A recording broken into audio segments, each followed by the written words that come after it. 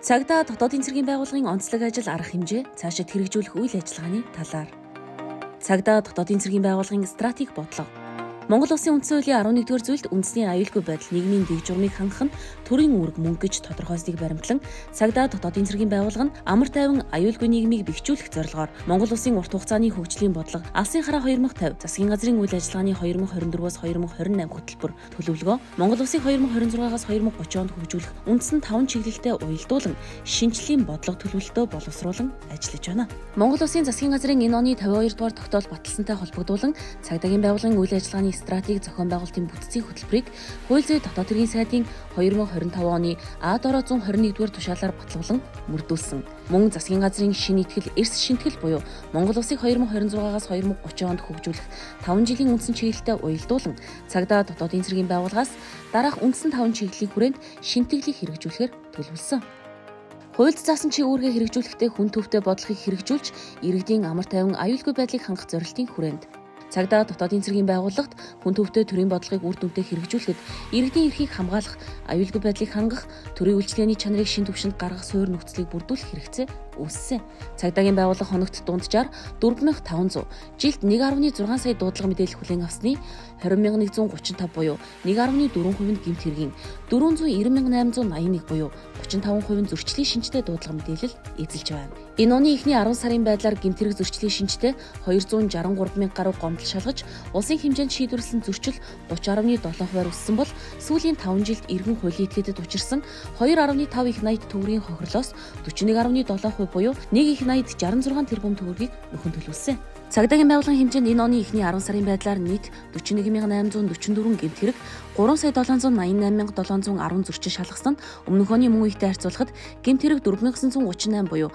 13.4%-аар, зөрчил 885,848 буюу 30.7%-аар тус өссөн үзүүлэлттэй байна. Энэ оны эхний 10 сарын байдлаар улсын хэмжээнд нийт 286 удаагийн жагсаал цуглаан суулт эсэргүүцлийн арга хэмжээ зохион байгуулагдсанаас 233 буюу 81% нь нийслэлд, 53 буюу 19% нь орон нутагт зохион байгуулагдсны, 87% нь бүртгэлгүй явагдаж, 20,581 иргэн 850 орчим тээврийн хэрэгсэл оролцсон бөгөөд цагдаагийн байгууллагаас хяналт тавьж иргэдийн үндсэн хуулиар хүлээсэн үзэл бодлоо илэрхийлэх эрхийг ханган ажилласан. Цагдаагийн байгууллагын иргэн хуулийн этгээдэд үзүүлэх архивын лавлгаа, тодорхойлолт, баримтын хуулбар зэрэг 2 багц 7 үйлчилгээ, нийт 27 үйлчилгээг төрийн үйлчилгээний e-Mongolia нэгдсэн системд холбож цахимаар олгож байгаа бол цаашид зөвшөөрөл үйлчилгээний төвөөс олгож буй 2 төрлийн тусгай 11 төрлийн энгийн зөвшөөрлийг захимжуулж e-Mongolia нэгдсэн систем болон 102 аппликейшнийг ашиглан цахим үйлчилгээний тоо чанарыг нэмэгдүүлэн ажиллаж байна.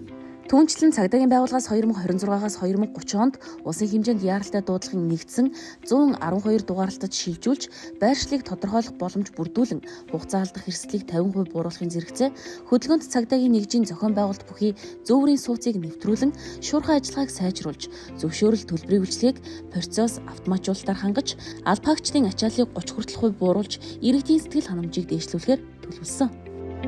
Шинжлэх ухаанд суурилсан судалгаа дүн шинжилгээ хийж гэмт хэрэг зөрчлөө тэмцэх ажлын үр нөлөөг нэмэгдүүлэх зорилтын хүрээнд хэрэг бүртгэлд мөрдөн байцаалтын хэрэгт дүн шинжилгээ хийхэд 2020-оос 2025 онд нийт 205,924 гэмт хэрэг бүртгэгдсэнээс гэмт хэргийн бүтцэд өндөр хувь эзэлж байгаа залилах гэмт хэрэг нийт гэмт хэргийн 66,235 буюу 32.2%, хулгайлах гэмт хэрэг 34,934 буюу 17%, хүний эрүүл мэндийн халдшгүй байдлын эсрэг гэмт хэрэг 49,908 буюу 24.2%, хөдөлгөөний аюулгүй байдал тээврийн хэрэгслийн ашиглалтын журмын эсрэг гэмт хэрэг 11,553 буюу 5.6%-ийг тус эзэлж байгаа нь 162,630 буюу 79%-ийг дээрх гэмт хэргийн гаралт эзэлж байна. Гэмт хэрэг зөрчилтэй тэмцэх урьдчилан сэргийлэх чиглэлээр эрен сурвалжлалт, гомдол мэдээлэл бүртгэх илрүүлэлт шийдвэрлэлт, камерын хяналт, зөрчлийн хяналтын самбар, жолоодох эрхийн мэдээлэл, сонгуулийн бүртгэлийн програм, хүүхдийн бүртгэлийн хяналтын самбар, гэр бүлийн хүчирхийлэл, хүүхэд хамгаалал, тархац, давтамжит дуудлага гэх мэт 22 төрлийн дашборд, 30 десктоп програм хангамж, 37 веб програм хангамж, 7 гадаад хамталтай цахим хуудас, 4 мобайл аппликейшнийг хөгжүүлж үйл ажиллагаанд нэвтрүүлсэн. Энэ онд засгийн газрын хяналт хэрэгжүүлэх газартай хамтран байгууллагын бүтц, чиг үүргийг оновчтой болгох, үйлчлэгээний чанар хүртээмж бүтээмжийг нэмэгдүүлэх, хүний эрхийг хамгаалах, зөрчигдсөн эрхийг сэргээх эрүүшүүлэлтээс ангид байх, шуурхай байдлыг хангах зорилгоор цагдаа дотоодын цэргийн байгууллагын үйл ажиллагаанд процессын дахин инженерчлэлийг үе шаттай хэрэгжүүлж, үйл ажиллагааг зохицуулсан нийт 646 хууль тогтоомж, эрх зүйн актаас нийт 102 асуудал, 2354 эрсдлийг тодорхойлж, тайланд тусгасан 74 санал зөвлөмжийн хэрэгжилтийг ханган ажиллаж байна. Мөн орон зайн дүн шинжилгээний ArcGIS программыг бүрэн ашиглах замаар нотлохонд суурилсан шийдвэр гаргалтыг бий болгох нөхцөлийг бүрдүүлнэ. Дата засаглал, дижитал шилжилт, хэмэл оюун, дэвшилтэт технологиг үйл ажиллагаанд нэвтрүүлэх зорилтын хүрээнд Монгол Улсын урт хугацааны хөгжлийн бодлого Алсын хараа 2050-ын зорилт 7-4-ийн 3 дахь хэсэгт заасныг баримтлан үйл ажиллагаанд шинжлэх ухааны өндөр түвшний технологиг нэвтрүүлэх, бүтэц зохион байгуулалтыг боловсронгуй болгох чиглэлээр цагдаа дотоодын цэргийн байгууллагын хэмжээнд дижитал шилжилт 2025-аас 2029-ийг хийх бодлогыг 5 үе шаттайгаар хэрэгжүүлэхээр төлөвлөсөн. Түүнчлэн засгийн газрын захимаар нэн тэргуунд бодлогын дагуу дата нотлохонд суурилсан иргэдэд чиглэсэн ухаалаг үйлчлэгийг нэвтрүүлж, big data ба аналитикийн шийдлэр шийдвэр гаргалтыг сайжруулан, хиймэл оюуны алгоритм хөгжүүлэх, дата төслийг нэгж байгуулсан бөгөөд цаашид аналог холбоог тон систем шилжүүлэх, дрон роботын ашиглалтыг нэмэгдүүлэх, кибер хамгаалтын нэгдсэн тогтолцоо болох шүүх прокурортой захин мэдээлэл солилцох боломжийг бүрдүүлэх, нэгдсэн дата төвийг байгуулах ажлыг хэрэгжүүлнэ. Инновац хөгжлийн бодлогыг хэрэгжүүлж байгууллагын бүтээмжийг тасралтгүй сайжруулах зорилтын хүрээнд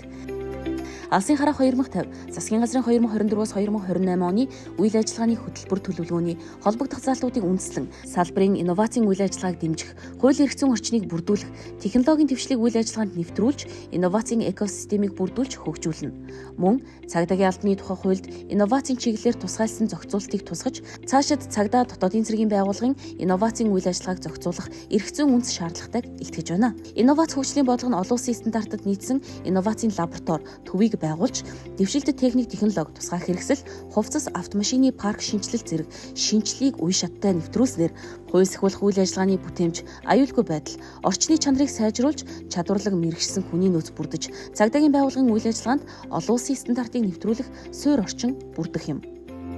Албаагч ажилтны хөгжлийн бодлогыг боловсронгуй болгох замаар бие биелдэр, эрүүл мэнд, сэтгэл зүйн доктортой байдлыг хангах зорилтын хүрээнд цагдаа дотоодын цэргийн байгууллагын үнэт зүйл нь албаагч хэмээн тодорхойлж, хүний нөөцийн ил тод оновчтой чадамжид суурилсан бодлогыг хэрэгжүүлж, албаагчдын хэрэгцээ шаардлагад нийцсэн хөтөлбөрийн агуулга, мэргэшүүлэх сургалтын чанар үр дүнг сайжруулах, мэргэшсэн чадвартай албаагчдын доктортой ажиллах нөхцөлийг бүрдүүлэхэд онцгойлон анхаарч, албаагч төвтэй бодлогыг хэрэгжүүлж байна. Хүний нөөцийн менежментийн ISO 30400, 30406 стандартад нийцүүлэх суурийг бүрдүүлэх ажлын хүрээнд хүний нөөцийн бодлогыг шинжилэн 2025 оноос тусгай шалгалт зохион байгуулж, мэргэшсэн албаагч бэлтгэх зорилгоор сургалтыг 20% онол, 80% практикт тулгуурлан хэрэгжүүлж байна. Мөн нэгдсэн үндэсний байгууллагын энхийг дэмжих ажиллагаанд оролцуулах цагдаагийн багийн 242 албаагчийг сонгон шалгаруулж, олон улсын түвшинд бэлтгэл сургалтад хамруулсан. Олон улсын сургалт давтан бэлтгэл гадаадын хөтөлбөрүүдээр дамжуулан албаагчдын ур чадварыг дээшлүүлж, онцгой үүрэг гүйцэтгэж буй албаагчдад олгох нэмэгдэл, тэтгэмжийг нэмэгдүүлж, азлагдсан бүсийн урамшуулал,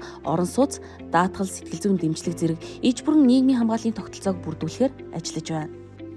Дүгнэлт. Засгийн газраас Монгол Улсын хөгжлийн ирэх 5 жилийн үндсэн чиглэлийг шинийтгэл, эрс шинтгэл нэртэйгээр 10 цогц реформыг тодорхойлохдоо далд эдийн засгийг ил болгох, баялагын хулгай, авилга, хийх агуултай тэмцэх, хууль эрх зүйн шинжилгээг хийх бодлогыг хэрэгжүүлэхээр төлөвлөсөн нь цагдаа дотоодын цэргийн байгууллага шинжилэл хийх зайлшгүй шаардлагыг үүсгэж байна. Иймд цагдаа дотоодын цэргийн байгууллагын 2026-аас 2030 оны хөгжлийн үйл ажиллагааны төлөвлөгөөг богино дунд хугацаанд хэрэгжүүлэхээр 5 зорилт 34 залттай боловсруулж хэрэгжүүлэхээр төлөвлөн ажиллаж байна. Уг төлөвлөгөөг хэрэгжүүлснээр Монгол Улсын цагдаагийн байгууллагын шинтгэлийн дараагийн шатанд хүний эрхийг дээдлсэн үр нөлөөтэй цагдаагийн албыг төлөвшүүлэх юм. Монгол Улсын хөгжлийн ирэх 5 жилийн үндсэн чиглэл, шинийтгэл, эрс шинтгэлийн хүрээнд цаашид хэрэгжүүлэх ажил арга хэмжээ.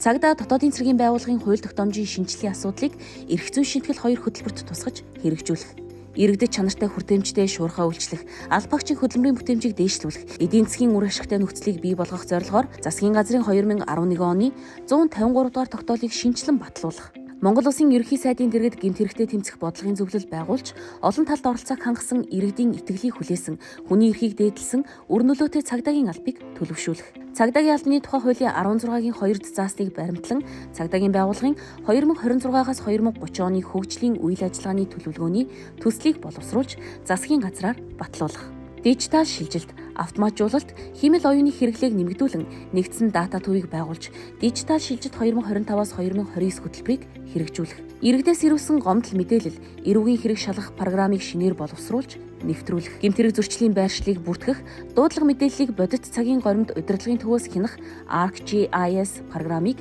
үйл ажиллагаанд ашиглах. Иргэдэд үзүүлэх үйлчлэгээний чанар хүртээмжийг нэмэгдүүлэх, олон улсын жишгт нийцсэн 112 нэг дугаарлалтын системийг нэвтрүүлэх. Албаагчдын ажлын ачаалтаа уялдуулан илүү цаг, удаан жил онцгой албаны нэмэгдлийг инфляцийн түвшин, итгэл зүйрээр тооцож нэмэгдүүлэх. Цагдаа дотоодын цэргийн албаагчдын нийгмийн баталгаа хангах чиглэлээр орон сууцаар хангах хөтөлбөрийг хэрэгжүүлэх.